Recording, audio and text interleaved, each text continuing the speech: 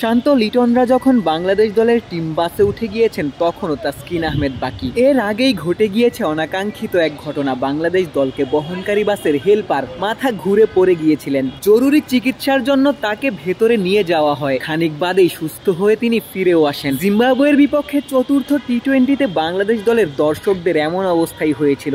শেষ দিকে বাংলাদেশ নয়, জিম্বাবুয়েই জিতে যাচ্ছিল। তবে বাংলাদেশ দলের ত্রাণকর্তা হিসেবে হাজির হন সাকিব আল হাসান। যেমনটা তিনি সব সময়ই করেন, হয় ব্যাট না হয় বল, যে কোনো একটাতে পারফর্ম করেই দেন। এদিনও তার ব্যতিক্রম হয়নি। 299 দিন পর বাংলাদেশ দলের হয়ে টি-20তে মাঠে নেমেছিলেন। ব্যাট হাতে পারফর্ম করতে না পারলেও শেষ ওভারে 14 রান ডিফেন্ড করেছেন। বল হাতে 4 উইকেট নিয়ে বাংলাদেশকে জিতিয়েছেন।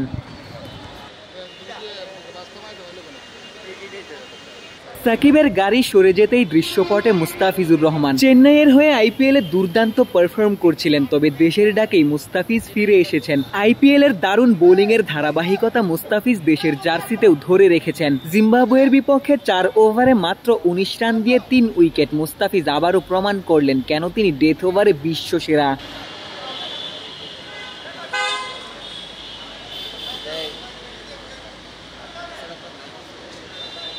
দীর্ঘদিন পর ইনজুরি থেকে ফিরেছেন সৌম্য সরকার। ফিরেই জাতীয় দলের হয়ে দুর্দান্ত ব্যাটিং করেছেন। তানজিদ তামিমের সাথে বাংলাদেশ দলকে দারুণ শুরু এনে দিয়েছেন। 34 বলে 41 রানের ইনিংসে সৌম্য নিশ্চয়ই আত্মবিশ্বাস ফিরে পেয়েছেন।